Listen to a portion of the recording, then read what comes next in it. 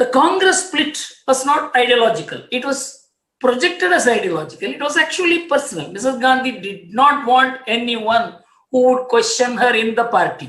That was the most important thing. She had inherited the mantle of the Nehru family. And, at that time, India's literacy rate was less than 1/3. And women literacy rate was less than 20%. And we had a democracy which was more civilizational in nature than electoral in its quality. So with that split, all traces of the independence movement spirit was removed from the Congress. It was she, her clones, her group.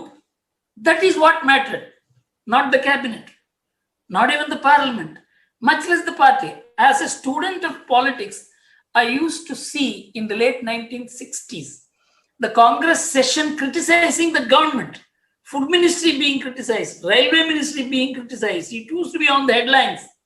That was the kind of internal democracy the Congress had. She destroyed all this. The Congress before 1969 would never have allowed emergency.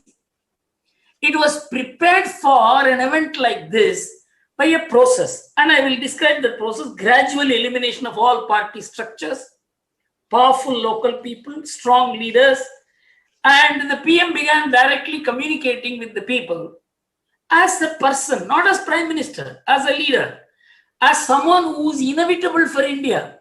And she began talking about issues like, for instance, Garibi Hata, which became the slogan in 1970. Everyone knew it could not be abolished by one electoral slogan. But no responsible leader would have done that. But she decided to build herself up as an unquestionable leader, and that is how she put that point. And for that, there has been a preparation of communist infiltration into the Congress, forced ideological division in a harmonious national party, gradually undoing a national movement and turning it to a family-centric and personality-centric affair was the first step towards imposing an emergency of the kind 5 years later. Nationalization was used as a weapon, not as a policy. Division of the society as rich and poor was the greatest damage that Mrs. Gandhi did. Mahatma Gandhi was the poorest man living in the richest person's houses. He never divided the country into rich and poor. Poverty had to be handled by a collective strategy, a collective will, a collective desire, and a collective policy making, and a united nation. It cannot be fought by dividing the people into rich and poor. And then she launched on to nationalization and policies like that, and set the judiciary against the executive, then the judiciary against parliament, then the judiciary against the people. She said the judiciary is blocking the anti-poverty measures of the government. See how the judiciary was put under tremendous pressure. Whatever the government did, there was division within the judiciary, whether we have to decide it according to the constitution, according to the ecosystem that had been built up.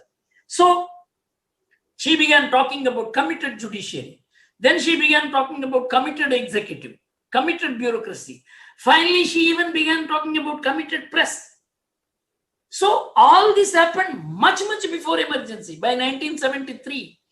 And the constitution and courts were regarded as impediment to the anti-poverty measures. She actually carried on a campaign against the constitution as given by her own father, the great founders of the constitution.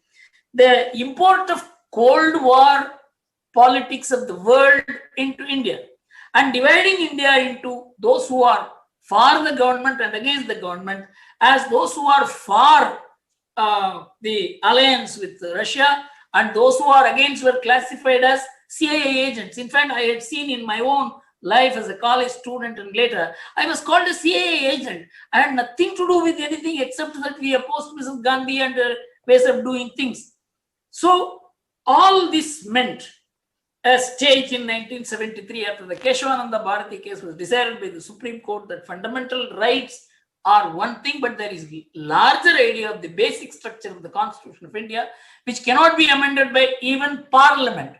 That was the biggest blow to Mrs. Gandhi, but she turned it into her advantage by superseding the judges who gave the judgment, terrifying the other judges.